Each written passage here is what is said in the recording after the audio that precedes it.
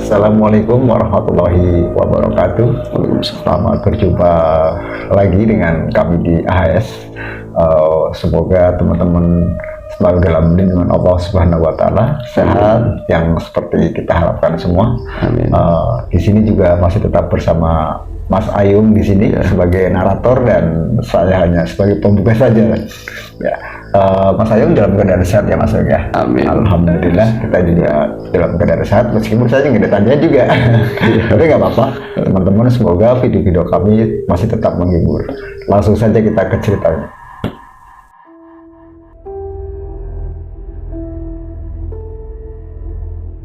Baik, terima kasih Mas Daru sudah membuka tadi di depan dan langsung saja ke cerita ya Mas ya. Ini masih cerita lanjutan dari cerita sebelumnya.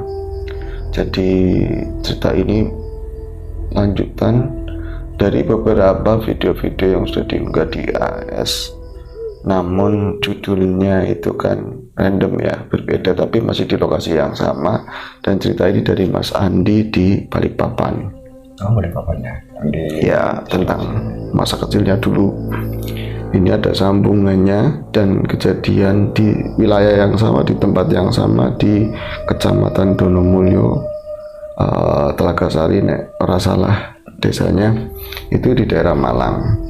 Kejadiannya di tahun 94. Jadi di desa tersebut yang masih kental sekali dengan budaya-budayanya, dengan adat istiadatnya, dengan ya segala pernak-pernik kejawennya saat itu, dengan semua hal yang kemungkinan bagi sebagian masyarakat bila mana saya melanggar aturan normatif di situ, norma adat, kepercayaan yang ada di situ, pasti ada impact setelahnya.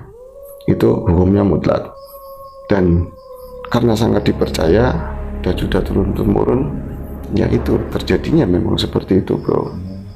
Dan ya rekodnya dari yang dahulu. Iya. Dan memang kan seperti itu, apa-apa yang kita yakini biasanya seperti itu kejadian. Di tahun 94 di sana ya, di Malang sana, di tempat tinggalnya Mas Andi, masih sangat kental tentang budaya-budaya, selalu dikaitkan dengan para leluhur, selalu dikaitkan dengan Damyang, dengan sesuatu entitas gaib yang tidak nampak di sisi kehidupan mereka.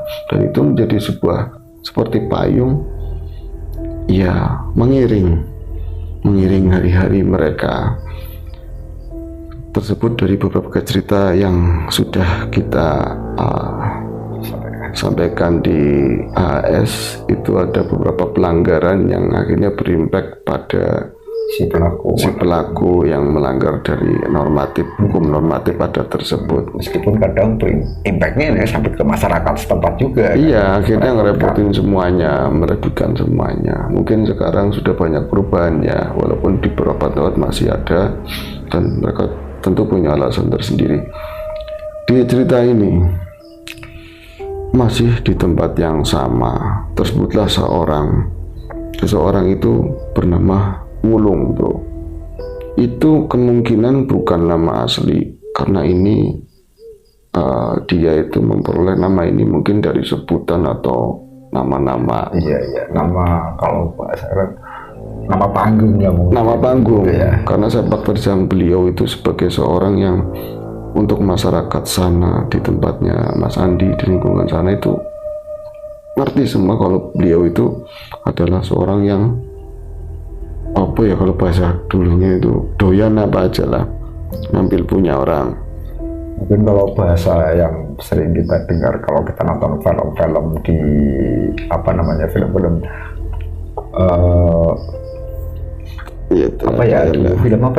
film-film kolosal yang kayak itu disebutnya mungkin kalau orang yang itu bromocora, benar, tepat sekali, bromocora. Seperti itu, bro. Jadi doyan ngambil punya orang kadang-kadang ya, tapi operasi malam, entah itu perhiasan, entah itu harta orang berupa ternak. Itu si Wulung itu umurannya sekitar 55 tahun lah, itu yang namanya Wulung, atau 50-an tahun. itu dia dikenal sebagai seorang bermocora yang tangguh bro, karena licin, nggak gampang ketangkep polisi. Iya, ya polisi sama masyarakat juga kadang ya melihat dari ciri-ciri ketika dia ini kan tentu ada bekas-bekas ya, ketika melakukan sebuah tindak kejahatan tentu ada tadi meninggalkan jejak. Dan jejak itu mengarah ke Wulung dan beberapa orang tahu itu yang ambil Wulung, tapi tetap berani mungkin. Satu, nggak ada bukti, yang keduanya ketika kegep pun dia bisa sangat mudah untuk mengelak. Kadang-kadang tadi itu dikejar ke arah ngidul dan itu gang buntu bahasanya, itu sentongan, itu tetap nggak ada.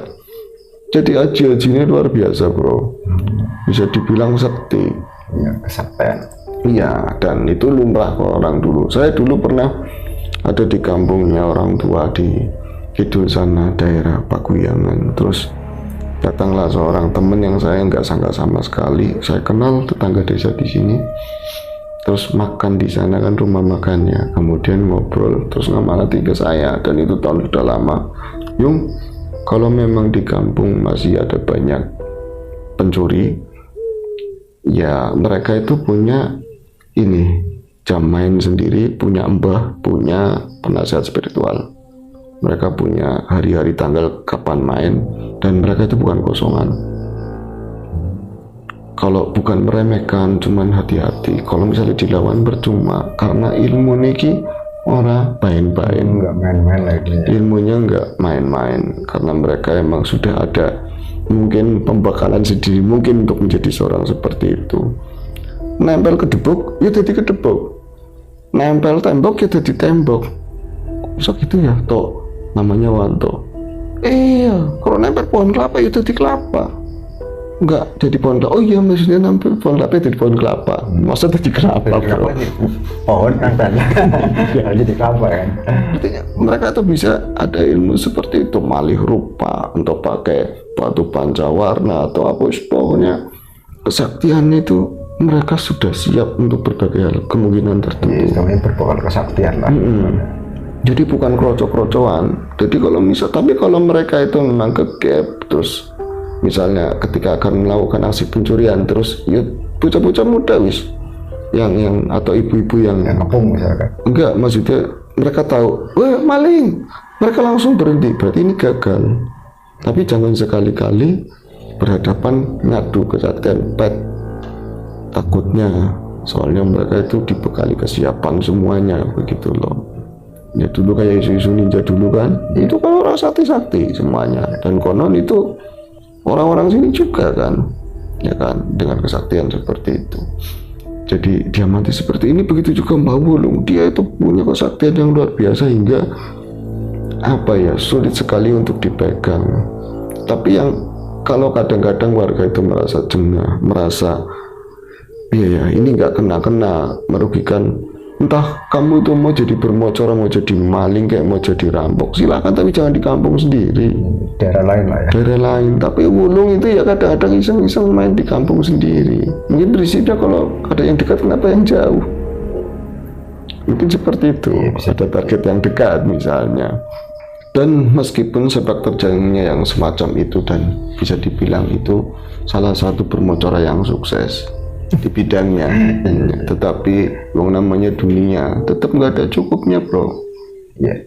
Dia sudah sakti, sudah banyak berhasil di bidang pencurian, baik persorangan maupun tim, kelompok ataupun kelompok, ya kan, tetap saja merasa kurang. Seperti kita ada duit 2.000, pengennya ya 3.000, pengen terus, ya kan. Dunia itu nggak ada cukupnya, kecuali kita yang sudah merasa cukup, wis lah ya, mengamini apa yang sudah kita miliki. Begitu jadi sisi gelap, walaupun dia udah sakti, sudah banyak pencapaian sebagai seorang bermocora, merasa kurang bro, merasa kurang. Dan saya pengen menambah kesaktian agar pendapatannya lebih dan iso membahagiakan Diajeng, keluarganya lah, keluarga dan anak-anak. Besok jangan seperti saya, bisa jadi tentara, bisa jadi presiden kalau bisa seperti itu.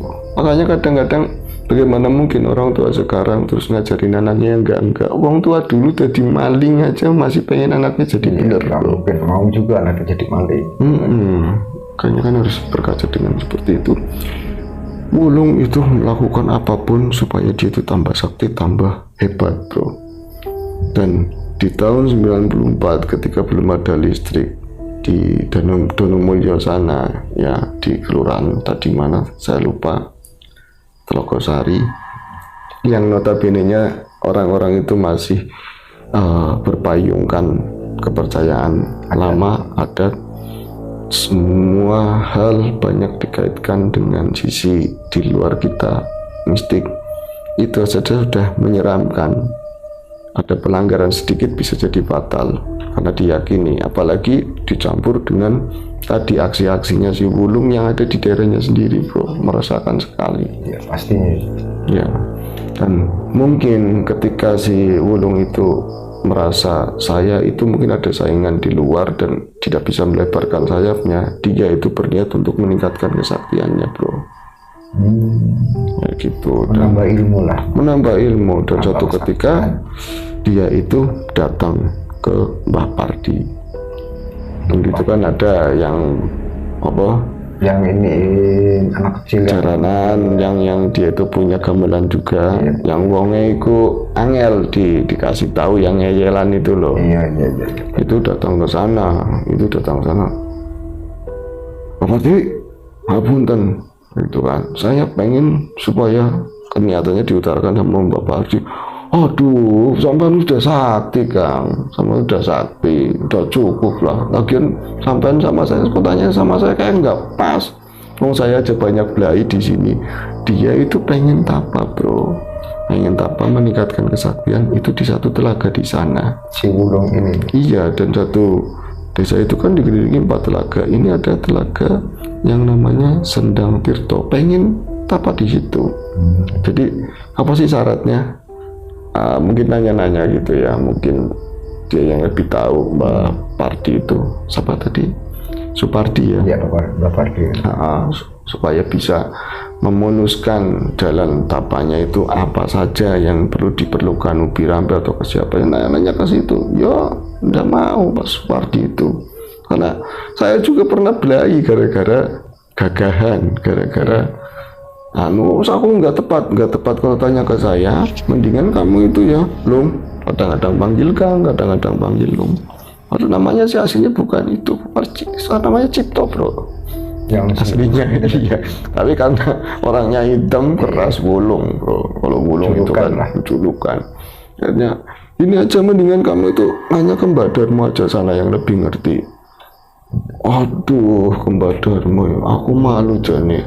Mau seperti dia itu kan sesuatunya itu yang lempeng-lempeng. Saya nganggap saya nggak lempeng, ya situ lempeng, tapi kan maksudnya lebih enak kan karena umuran kita kan belum terlalu jauh ya. Bilang kamu kan seperguruan saya, sembarangan seperguruan, kamu jalurnya seperti itu. Mau berantem di situ, bro. Tapi akhirnya ya sama-sama mengerti, dan si Wulung itu pun akhirnya dari rumahnya si Supardi itu pindahlah ke Darmo, mengutarakan semua keniatannya untuk bisa memperoleh apa yang dia inginkan, yaitu sebuah kesaktian. Mungkin ya. Dia mungkin datang ke Mbah Darmo ini mencari informasi di Sendang itu supaya mau tapa di situ apa aja itu ngomong poyanan lah, karena mungkin yang dituakan di sana itu termasuk Mbah Darmo yang biasa itu ada ritual-ritual di desa tersebut kan banyak. Mbah Darmo yang jadi pemimpinnya, yang banyak menaungi mereka, yang mengarahkan. Jadi masih ada enggak langsung tapa di sana, ngomong sama Mbah Darmo. Aduh, Mbah Darmo akhirnya ngene ya, kon, kalau sana kan ngomongnya seperti kon Arab ngopo di situ, kamu udah punya semuanya, kamu udah jadi kayak gitu, malah saya nggak suka kalau kamu main di kampung sendiri. Setelah ini saya nggak mau kampung sendiri. Ini kayak saya main di kampung sendiri, nolong di kampung sendiri kan karena saya di kampung lain masih ragu. Sudah rapat? Iya, sudah rapat. Di sana itu banyak bermocora yang lain. Kalau misalnya saya ada kesaktian, saya bisa punya ageman di sini karena di situ telaga itu hebat, yang sudah banyak korban, banyak apa, pasti di situ ada sesuatu yang besar yang saya bisa miliki untuk bekal saya. Aduh, dari perdebatan itu, obrolan itu, akhirnya Mbah Darmo menyerah wis karepmu, terserah. Kalau memang seperti itu silakan duduk di sana, tapi mau pakai apa ya, wong namanya mau apa silakan. Tapi aku orang langkai yo Kang, tapi aku nggak ngelangkai ya Kang. Orang nek yang langkai yo kowe lompat mene. Nah, aku kan lakunya dewe, kamu kan jalannya ke sana ya, kamu nggak mau sih, saya udah poyanan sama situ. Ya saya nggak bisa ngomong, nggak ngizinin, saya juga nggak mengiyakan, itu terserah kamu. Saya cuma memberi ngelingake, jadi memberikan peringatan. Di situ itu terlalu berbahaya, apalagi untuk permintaan yang enggak begitu bro. Namun ya tadi, kadang-kadang sesuatu yang dilarang itu merupakan tantangan. Pati-pati dilarang berarti di situ luar biasa bagi pandangannya si Wulung itu.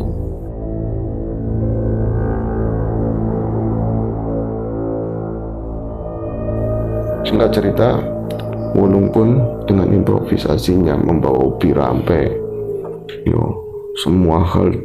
Tapi yang biasa disajikan Pak, sesajen harusnya. Tapi kan mikir-mikir bro, apalagi kemarin untuk persiapan ini terus nggak tampil, dia nggak ngambil ke siapa-siapa, nggak beraksi lah gitu kan, keuangannya menipis. Akhirnya alah opo, situ tinggal bawa kembang aja yang murah-murah, tinggal metik melatih oke, mawar ya enek. Ubi dapat ngambil di sawah aja. Iya, berapa ngambil di mana aja, dan itu gak nyolong semuanya. Yang gratisan mempekerjaannya, wis polis nanti mesti ngerti aku juga orang kayak apa. Duduklah di situ, di Sendang tadi ya, di Sendang Tirto, dengan beringin yang luar biasa besar. Terus duduk di situ bro, duduk di situ hingga yaitu datang ini sekitar jam berapa ya, jam 11-an malam, dan sempat si Badarmo ngomong itu biasanya hal yang seperti itu datang persis kalau nggak tengah malam, itu mau lingsir, mau jam 1 kamu baru bisa ketemu atau apa yang mendapatkan apa yang kamu inginkan. Apakah nanti kodenya apa, wah kurang ngerti, ku tanggung jawabmu dewe, itu tanggung jawabmu sendiri. Dan benar, ketika itu duduk di sana nggak ada apa-apa. Jam 11 berlalu, apa ya biasa aja bro, ada sesuatu apapun. Hingga ketika menuju jam 12, suasana sudah mulai berubah dengan gemericik air di belakangnya itu. Terus tadinya ada suara cenggerek, ada suara binatang malam, ada jangkrik, suara air juga, suara angin juga. Ini tiba-tiba suara-suara itu mulai memudar, mulai berangsur hilang. Tinggal ada suara gemericik air yang jatuh. Dalam keheningan tapanya, mungkin posisi tapa kayak apa sih ya, duduk bersila, diam, meminta mungkin untuk saya diberi sebuah anugerah begitu ya, kesaktian atau apa, kekuatan untuk menopang profesi saya. Iya. Itu dengan ketakdimannya, dengan keheningannya itu, di telinganya itu terdengar itu gemericik air yang jatuh, rasanya itu kencang banget. Dan namun yang tadinya itu binatang-binatang suara itu banyak, mendadak itu suara-suara itu hilang, bahkan suara air yang gemericik itu pun kemudian berangsur nggak ada bro. Yang ada cuma keheningan, dan dalam itu seperti ada suara seperti itu bro. Ada suara seperti itu bersamaan dengan semburat sinar itu jatuh dari berbagai arah. Tadi satu arah dari arah kulon, seperti kayak sinaran biru. Kemarin itu rame ya, beberapa hari yang lalu di Tegal khususnya, ada beberapa orang yang melihat banyak sinar biru yang jatuh dari atas. Nah, itu entah apa, belum ada penjelasan. Entah meteor, entah apa. Kalau meteor juga harusnya ada wujudnya. Itu seperti itu. Itu jatuh di atasnya, di daerah telaga itu, di belakangnya di atasnya telaga, bukan di pohon beringin ya, bukan, tapi di belakangnya si Wulung itu yang lagi tapa itu. Terus sudah lama itu ya datang lagi sinar yang lain. Itu banyak sekali sinar-sinar yang itu yang datang ke satu titik dengan berbagai ini ya, spektrum warna yang datang ke situ. Dan ini menjadikan si Wulung dia kendel, bukan orang penakut bro. Jadi ini udah waktunya dan sebentar lagi saya akan mendapatkan yang saya impikan. Setelah itu sinaran itu buyar. Push. Sepi hening. Loh kok ini apa-apa ya? Loh kok nggak ada apa-apa? Kok cuma begitu aja? Mungkin setelah ini tambah gentong, tambah benar-benar sigap, konsentrasi, tapi tadinya matanya merem. Dibuka matanya dan di depannya itu nampak gambaran pohon beringin yang seakan-akan angkuh sekali. Kamu itu bocah, saya ini udah ratusan tahun di sini gitu kan. Seolah-olah seperti itu, cuman ada siluet yang gede hitam gitu kan, dan dia nggak ngeliat ke atas. Tiba-tiba itu datang dari sinar dari atas, wush, itu di hadapannya si Mbak Wulung, di depannya Wulung. Dan itu sinaran yang merah terang sekali seperti api yang jatuh dari atas. Tapi api-api yang kalau yang panas kan biasanya biru ya, biru hijauan. Kalau itu benar-benar merah menyala dan lama-lama itu berangsur mencut. Itu tinggal pendaran warnanya aja dan itu diambil sama si Wulung.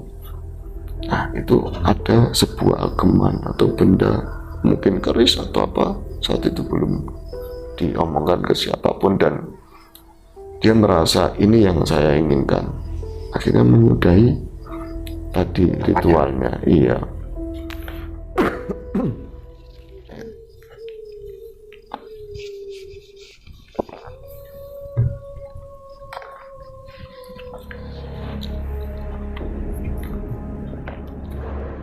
Mungkin bagi orang lain yang coba-coba atau apa ya, dia cuma bermodal berani karena belum pernah merasakan situasinya kayak apa, tekanannya, pressernya, ketakutannya, dan situasi yang seperti itu. Mungkin aku juga wani, aku juga berani, tapi kenyataannya kan akan berbeda. Tapi kalau Wulung memang seseorang yang sudah terlatih dan mungkin biasa melakukan itu, dia akhirnya berhasil, dan kejadian-kejadian yang dia rasakan itu tidak membuat dia itu ciut. Semakin ada sesuatu yang besar, peristiwa-peristiwa yang aneh-aneh, itu berarti waktunya saya dapat.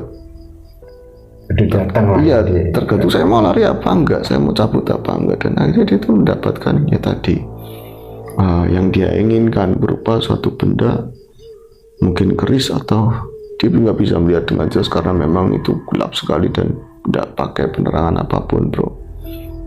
Nah, paginya kembali si Wulung itu datang lagi ke Mbak Darmo. Selesai. Iya, terus Lung, ini mana? Yo Kang, aku bisa entuk Kang, aku bisa entuk. Itu apa?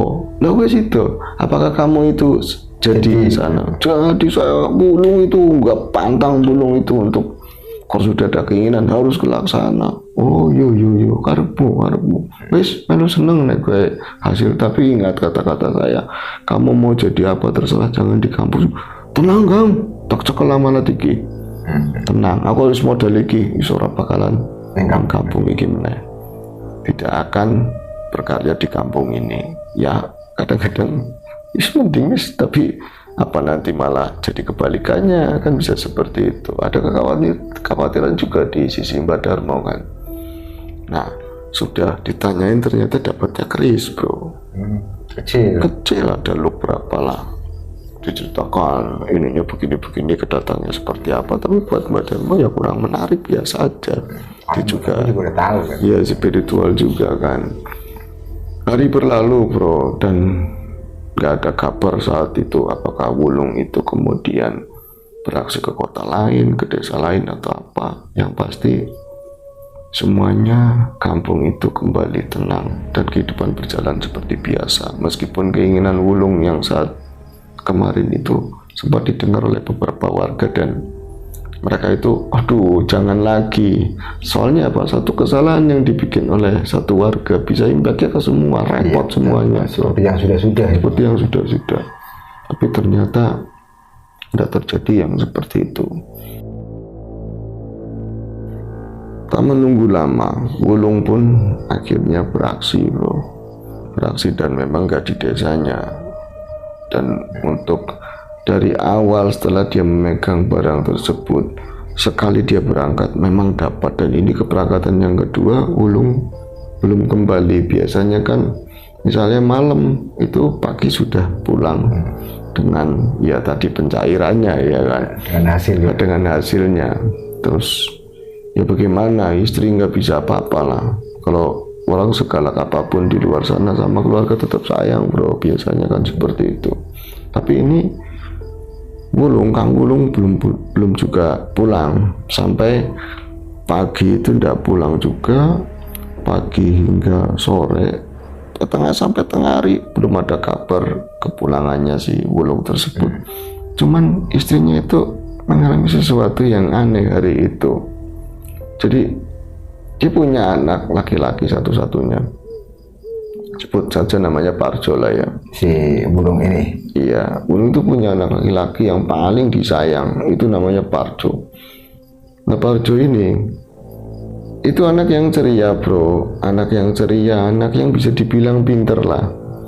Ya pinter ngomong juga, pinter mainan, bikin mainan ya pinter. Terus sosok yang disukai sama anak-anak yang lain. Berbeda, meskipun bapaknya seperti itu, dia diomong bapaknya apa juga nggak marah. Ya, biarin aja itu. Iya, karena dia nggak percaya, karena bapak itu sayang sama saya. Saya nggak pernah ngeliat bapak saya mencuri seperti yang kalian omongkan. Tapi dia juga kalau diomong kayak gitu juga nggak marah. Anak yang baik lah. Dengan ya tadi hari-harinya anak kampung di zaman yang belum beristri. Terus ada unggas, ada macam-macam. Dia juga membantu ibunya untuk menyiapkan tadi sarapan, buat tadi ngasih makan ternaknya, ikannya, itu seperti itu. Tapi hari itu ibunya, sebut saja namanya Ratmi itu melihat anaknya itu perangainya berbeda bro. Dari pagi itu dia banyak murung, dia itu banyak duduk itu di pojokan rumah, terus memandang ke arah kebun sana, gak ngapa-ngapain. Dia kan nanyain kan sama si Parjo, Jo, kowe pengen apa? Lapo ini kono? Kenapa kamu duduk di situ? Kamu itu pengen apa? Apa kamu marah sama ibu, sama bapak? Orai, enggak, saya enggak marah. Tapi kok kamu kayak gitu? Cuma ditunjuk begini bro. Kok nunjuk saya? Dia enggak marah, dia enggak menginginkan sesuatu. Tapi ketika ibunya ngomong lagi, dia nunjuk ke mukanya ibunya tanpa melihat. Iya. Itu aneh bro. Ya. Nggak kayak biasanya. Nggak kayak biasanya. Dia anak yang baik dan patuh, sangat menyanjung, sangat menghormati orang tuanya. Baik bapaknya yang dikatakan tak maling, tak bermocoran, tetap itu patuh, dan sama ibunya juga seperti itu. Kok ibunya mau ngomong kedua kali lah, itu langsung ditunjuk posisinya seperti ini. Mungkin dia duduk seperti ini, ibunya di sini, langsung nih menang, seolah-olah seperti itu. Kaget kan reaksi ibunya, loh Le, nunjuk lagi, menang nih, seolah-olah seperti itu bro. Akhirnya kan karena dia bingung, tapi anak ini yang ngajarin siapa ya? Apa bapaknya sendiri? Tidak mungkin mundurkan ibunya, karena apa? Di belakang itu ya tadi masakan sudah baunya itu mau angus. Sambil dia itu ngangkat sayur apa gorengan apa itu, dia udah berpikir, apa ya Pak Ijo kok bisa seperti itu, Parjo kok bisa seperti biasanya. Itu kayak biasanya dia anak yang baik, aku kok tersinggung dengan kelakuannya tadi. Mungkin tadi lagi ndak bombong, lagi mungkin berantem sama temennya, meskipun nggak pernah yang seperti itu. Kemudian dia itu nggak sengaja nggak mendekati anaknya, karena yang sudah kalau misalnya Pak Ijo itu lagi nggak baik, ada perasaan yang kurang pas gitu ya, jangan dideketin, nanti kalau sudah ini juga baik sendiri. Pikiran ibunya seperti itu. Iya, dan paling juga sudah main, karena itu kan di belakang, dia itu di samping rumah ya, di dapur, anaknya itu di samping rumah bagian depan lah, lihat ke arah kebun. Itu dari pagi banyak aktivitas di dapur, beresin rumah di bagian dalam, ngempanin itik, ngempanin mentok, ayam itu banyak di sana, sambil nyuci sampai jemur itu kelar. Itu tidak terasa sampai jam 11 siang. Terus akhirnya ini anak biasanya itu ya pulang minta duit atau minta jajan, terus main lagi. Apa mak, aku harap mangan tuh kok enggak ya. Dicarilah oleh si Ratmi itu, pas keluar posisinya nggak berubah, masih di situ juga bro, masih duduk di situ, masih ngelamun, masih duduk di situ. Aneh, kaget kan si Ratmi, ibunya itu kaget, terus ngomong, aduh Le, kamu kok masih ini kono, kok masih di situ, kamu masih di situ dari pagi, unjuk lagi bro, seolah-olah menang, bukan urusanmu. Tapi nggak ada suara blas, nggak ngomong. Tapi berarti pandangan kosong mungkin nggak ngeliat. Iya nggak ngeliat karena pandangannya ke sana, Depan. ke depan ke arah kebun sana. Terus, aduh karena kayak gitu kamu kenapa ya? Kok kamu kayak gitu? Apa ibu salah? Apa ibu punya salah sama kamu? Kamu minta apa? Ini makan, ini udah matang, makan. Ini ya nasinya ibu, ambilin. Tetap dia diem aja. Nah, wis ini masih dalam bundahnya seorang ibu, dia juga lapar, akhirnya mau nggak mau makanlah sendiri dia itu, sambil perasaannya itu rada sakit. Si ibunya. Iya, kok anakku begitu ya. Lepas lagi kayak gitu, toto anaknya itu masuk. Si itu Pak Ijo itu datang, mangan, gitu bro. Bahasa sananya apa ya? Makan, minta makan. Iya. Itu minta makan lah itu. Itu makan. Makan. Yo Le. Ini makan nih, makan. Ibu ambilin makan, ibu ambil. Oh, raiku, bukan itu. Itu nggak manggil ibu, biasanya itu minta makan bu, saya makan bu. Kalau nggak ambil sendiri, itu nyuruh, asal nyuruh bro, mangan. Terus, ibu makan apa? Untuk mintanya bro, jele. Mintanya kamu telur ya, di belakang kan bebek banyak, ayam banyak gitu ya. Terus ini nanti tak gorengin dok, jadi supaya anaknya itu nggak marah. Mau goreng dok, mau goreng apa telur, mau digoreng apa direbus? Goreng ya, mau katanya, nggak mau. Dok bakar katanya, minta dok dibakar, telur itu dibakar mintanya. Oh dibakar lengo nggak biasa, bakar. Telur itu dibakar katanya dengan bahasa sana, bakar, endok bakar. Itu suaranya yang tadinya itu Pak Ijo sudah berubah bro, suara itu berubah, bukan suaranya si Suara Pak Ijo aslinya. bukan kayak suara laki-laki, suaranya itu kasar, Suara laki-laki dewasa mungkin. dewasa, endok bakar, ya mungkin seperti itu, bakar, telur bakar. Oh kaget, tapi apa ini suaranya anak saya apa bukan ya? Jangan-jangan saya dengar. Ini saya salah dengar atau apa? Ini untuk bakar ya, itu mau dibakar satu, ngambil telur satu. Aja siji. Jangan satu. Nah berapa dua le dua? Pitu bro. Itu apa 5? Pitu. Ya, ini kan 5. Saya kadang hitungannya, matematika saya kurang baik bro. Pitu saiki 7 sekarang, dan nggak ngomong apa-apa itu, nggak ngomong itu, pokoknya nyuruh, bener-bener nyuruh. Dan telur itu akhirnya dibakar. Dulu kan orang ada pawon ya, pokoknya tunggu ya. Dan kalau sisa-sisanya orang buat masak atau bahkan barangnya masih ada ya, bakar di situ, telurnya cuma masukin ke sana. Itu pas dikasih inilah ini sudah aneh. Dan tadi itu suaranya kayak suara orang dewasa sih, ini anak kenapa ya, tapi dia nggak ngomong ini bahwa ini anak kesurupan atau enggak itu ya. belum sampai ke sana. Tapi ini aneh, anak ini aneh sekali. Kalau misalnya bapaknya di rumah, saya bisa nanya, Pak kenapa? Kalau saya nanya sama tetangga itu ke saya itu nganggapnya gimana sih, kesakitan lah. Seorang yang diasingkan karena mungkin mereka tahu suami saya seperti apa, jadi nggak mungkin dia tolong atau ngomong sama tetangga.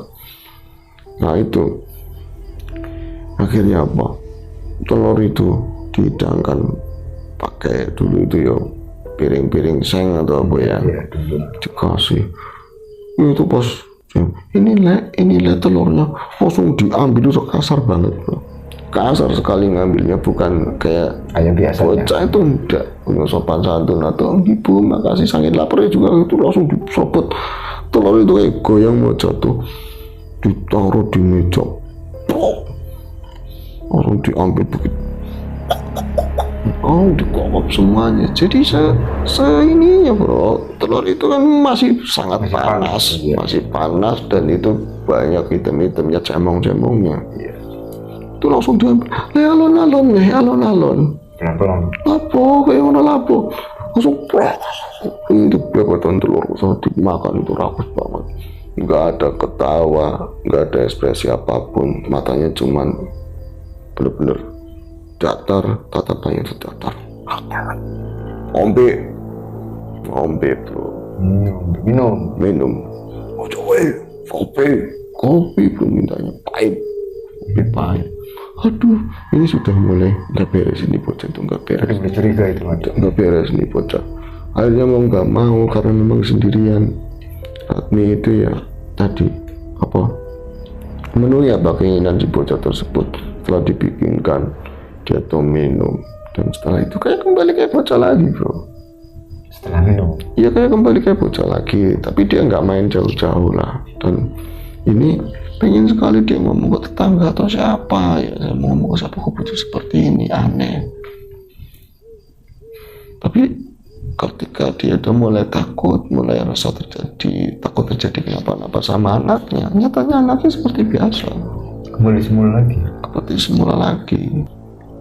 Itu peristiwa makan telur panas bakar 7 buah langsung dikreok itu serem sekali dan belum pernah ibunya melihat yang seperti itu. Bahkan di acara jaranan pun tidak ada yang seperti itu. Pak suaminya sendiri juga nggak pernah mungkin ya? Iya, tidak pernah ada ritual seperti itu. Tapi anaknya bisa, anak kecil bocah yang lugu, yang imut kok bisa melakukan hal seperti itu. Ini kepikiran, tapi ketika dia mulai mau bereaksi, terus minta tolong sama siapa, bingung kan? Anaknya kembali seperti datar, seperti biasa. Cuman bedanya dia nggak mau main. Tapi tetap di rumah. Iya, dia nggak mau main. Tapi nggak kayak tadi. Iya, ndak ada berperilaku yang aneh-aneh lah, biasa. Nah, wis kan, kembali punya tenang, tapi dia tetap berharap suaminya segera kembali. Dan kali ini saya nggak mengharap suaminya itu mau dapat rupiah, dapat apa. Temani aku di rumah, Pak. Ini tadi ada bocah kok seperti itu, kenapa? Wong dari dulu nggak pernah ada seperti ini. Ada sesuatu yang aneh terjadi sama anaknya. Iya, ada apa sebenarnya? Wis kan. Nah, suasana itu tenang dalam menunggu suaminya, tapi semuanya bergerak seperti biasa. Ya, perjalanan hari itu ya seperti biasa. Anak-anak tetangga ada yang lewat, ada yang ke sawah, ada juga anak-anak yang main, tapi anaknya nggak mau keluar main bareng. Kemudian waktu terus bergerak, ini kalau biasanya suaminya mentok-mentok nanti maghrib pulang. Namun sebelum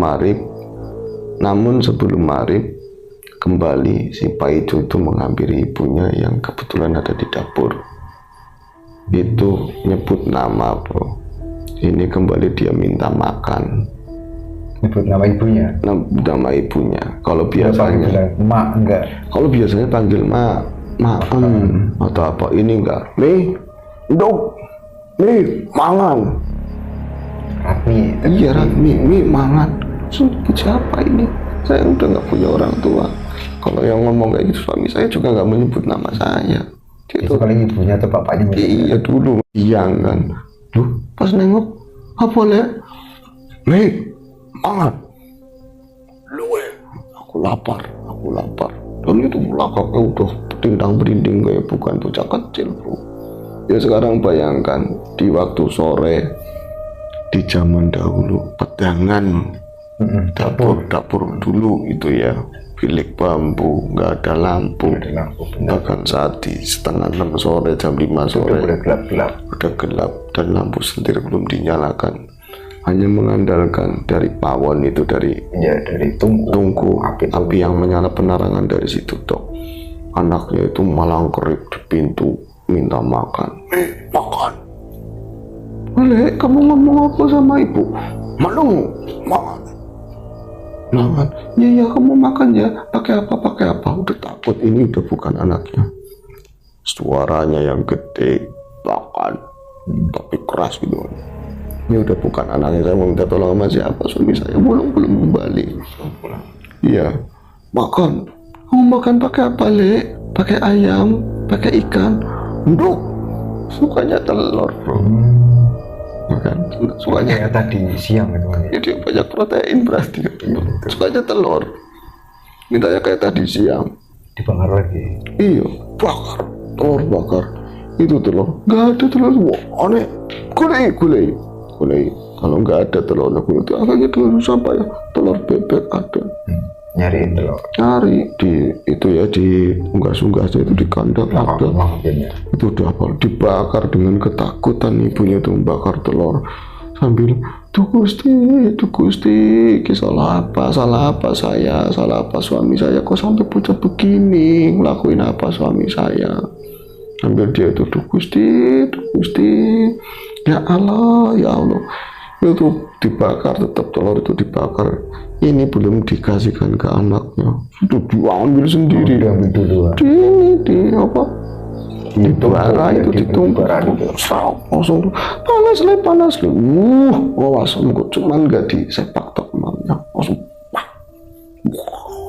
makan. Tuh dia ketakutan, keluar lagi Ratmi. Dia keluar lagi ketakutannya. Pas keluar itu dia mau minta tolong, ngasal ke siapa kayak penduduk.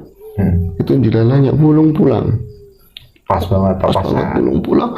Oh baik, kebenaran gue pulang lapo melayu. Mau diceritakan semua, ini melebu. Kamu ada apa, ceritakan dulu. Diceritakan perihal anaknya yang seperti itu. Akhirnya Kadi sangat sayang sama anaknya, langsung lari ke dapur. Dapur itu nggak ada, ke ruang tengah nggak ada, ke depan itu nggak ada. Digulai, dicariin. Itu ternyata ada di mana? Di depan rumah yang kemarin dia itu, yang saya itu duduk itu, di situ. Oke, ke arah kebun, ada, kayak gitu bro. Itu menjelang maghrib berarti ya? Sudah lebih maghrib. Wulung mendapati anak yang seperti itu, istrinya yang ketakutan itu pegangan dengan suaminya. Awas, Pak, aku wedi, aku takut anak kita kok seperti itu, tenang sih. Jo, gue ngapa ngono? Apa kene kono? Kenapa kamu di situ? Itu ganggu Bris. Diam. Terus kamu itu kenapa? Bapak salah apa? Kamu marah sama bapak? Kenapa kamu katanya makan telur buat apa gimana? Enggak ngomong kayak gitu. Pokoknya panik bro, panik wis. Seorang yang sakti pun panik menghadapi anak yang seperti itu.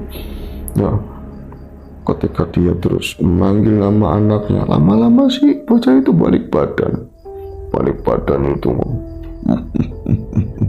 Suaranya itu bukan suaranya si Paijo, bukan suara Paijo, dan matanya itu, tatapannya itu sekilas nanti itu merah terus biasa lagi. Mundur kan si Bulung, kau mundur dek, sama istrinya. Ini bukan anak kita, tapi gue anak kita itu, bukan, ini ada yang lain. Harus hati-hati. Akhirnya apa? Karena panik, terus seakan-akan si Paijo itu mengancam, menguasai semuanya lah di situ. Walaupun nggak merusak, tapi kayak ke distract secara energi mungkin ya. Iya. Terus panikannya itu langsung lari ke Mbak Pardi. Si Wulung langsung ke Mbak Pardi karena mungkin lebih dekat. Menceritakan semuanya, anak saya begini, saya habis dapat di Sendang, saya pakai saktian itu, pakai barang itu, tapi anak saya ibaratnya seperti ini. Iki aku angkat tangan, itu urusanku, aku orang ngerti blas. Oke, ojo mbayuni aku, kamu itu jangan lari ke saya, bisa aku orang melu-melu. Dia itu kapok lah yang dulu seperti apa. Iya bukan inian saya. Akhirnya yang enggak lain harus lari ke badanmu. Lagi. Diceritakan semuanya, anak saya itu makan telur bakar, terus sekarang itu jadi ngamuk-ngamuk. Itu koyo serem. Aku malah tidak berani mengambil anak saya sendiri. Cuman badanmu itu menghela nafas panjang, kayak menengok. Di akhirnya ya mungkin kontak batin atau apa, sekedar merenung agak lama. Segini wae, semua ini saya sudah memperingatkan, tapi kamu tetap ngeyel. Ini belum lama kamu setelah dari situ berkarya, sudah begitu anakmu, ya kan?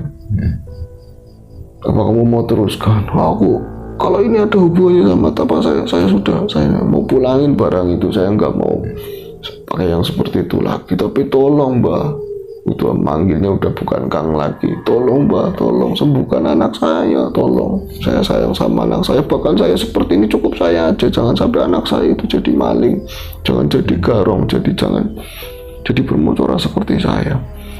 Itu tetap saja Mbak Dharma itu melihat ketulusan dari seorang yang dianggap pegajulan itu, untuk kasih sayang terhadap anaknya. Istrinya nangis di situ juga. Akhirnya gini aja, wes ini baik, kamu tetap minta maaf, kamu udah bikin kesalahan, meskipun ini ambigu kesalahan yang seperti apa ya, ya pakai apa, itu buat apa juga, tapi wis aku salah, mungkin ya salah terhadap adabnya di situ, nggak boleh buat seperti itu atau apa.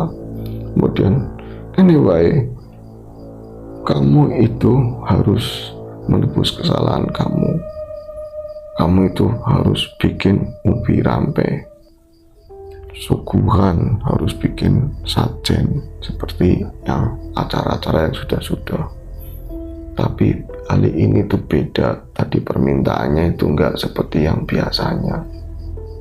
Loh, terus apa mbak? Kamu itu harus pakai sajen seperti biasa, terus dibawa ke Sendang yang Kulon, ke Mbak Joyo sana, ya kan? Di situnya ada nasi apa jenenge itu, tumpeng, uduk tumpeng yang ada uduknya, komplit semuanya yang biasa dulu, ada cucurnya macam-macam di situ. Sambil itu bikinnya harus ada 7 ingkung ayam, 7 ekor ayam maksudnya. 7 ekor ayam, yang ayam bakar, ayam bekakak kalau sini mungkin ya.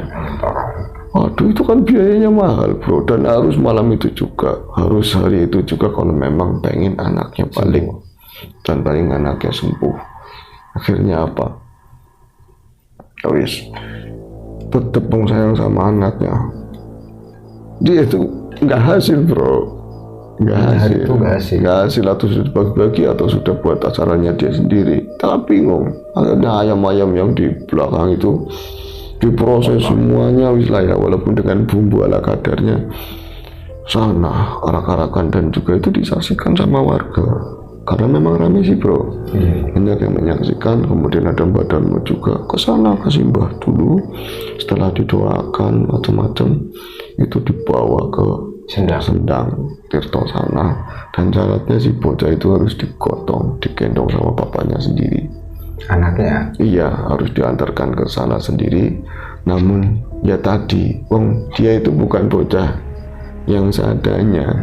Bocah itu kan sudah di dalamnya itu ada sesuatu entitas gaib yang kuat, yang mungkin nggak terima, atau yang mungkin jadi kekuatannya tadi pegangannya dia, dan harus dibalikin, harus digendong sama bapaknya sendiri. Dan dari rumahnya itu sampai ke Sendang itu jauh, turun naik, dan yang digendong itu beratnya itu udah bukan kayak berat anak normal.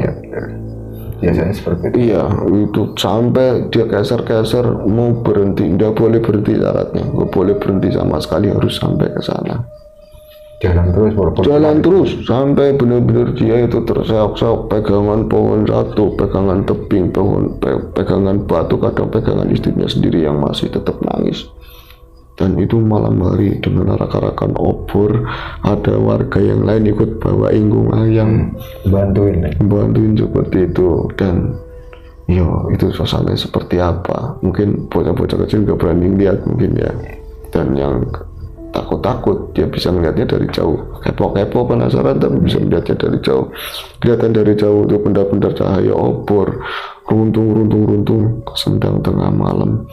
Dan akhirnya dibawalah ke sana, dibimbing sama Mbak Dharma, pasrah-pasrahan, ngapura-ngapura di situ, minta maaf. Akhirnya ya singkat cerita anaknya itu bisa kembali seperti semula dan langsung plus, bisa kayak pingsan dan lirik kayak tuh, Pak, ngapun gini, kenapa di sini? Kok banyak orang? Nggak apa-apa le, nggak apa-apa. Itu akhirnya dibawa pulang sama istri sama rombongan, dan si siapa tadi Wulung itu ngomong sama Mbak Dharma, terima kasih sekali sudah dibantu, sudah walaupun saya melakukan kesalahan, saya itu tidak bisa dibilangin saya itu gagahan, tetap saja situ mau nolongin saya, ya matur nuwun sekali. Dan mungkin diceritain ini orang-orang akan menjadikan ini titik balik dan jadi hidayah buat si Wulung. Tapi ternyata yang enggak, masih sama. Masih sama. Setelah itu masih sama. Cuma hanya melepaskan. Iya tadi, dan dia itu tidak akhirnya sebagai penebusan dia itu nggak pernah main sekalipun untuk di desa tersebut. Jadi ada nyuri atau apapun di desa lain. Itu sebuah peristiwa atau kejadian yang kembali ada di Sendang tersebut. Iya, di daerah tadi mana, di daerah Malang ya, di kampungnya itu tadi Logosari. Ya, itu saja ceritanya dari Mas Andi di Balikpapan yang aslinya daerah Malang. Saya mohon maaf karena beberapa cerita yang sudah menumpuk juga akhirnya harus ya diimbangkan dengan teman-teman yang lain. Mungkin ada cerita yang dibawakan saya di kisah ini ada keliru-keliru, kelentu-kelentunya, atau mungkin geser antara cerita satu dan cerita yang lain. Ya saya mohon maaf, tapi saya ingat saya seperti itu. Kalau misalnya memang ada kesalahan ya saya mohon maaf ya Mas Andi, kurang lebihnya. Dan untuk teman-teman juga kami mohon maaf, mungkin dalam penyampaian kata-katanya ada yang kurang berkenan. Nah ini keterbatasan kami ya Mas Jalu. Terima kasih sekali teman-teman yang sudah menyimak AS. Semoga bisa menghibur dan terus tonton AS berikutnya. Terima kasih Mas Jalu juga yang sudah menemani saya. Besok-besok moga-moga bisa tetap pembukaan. Ya itu saja. Saya selalu kita pamit undur diri. Assalamualaikum warahmatullahi wabarakatuh. Waalaikumsalam warahmatullahi wabarakatuh.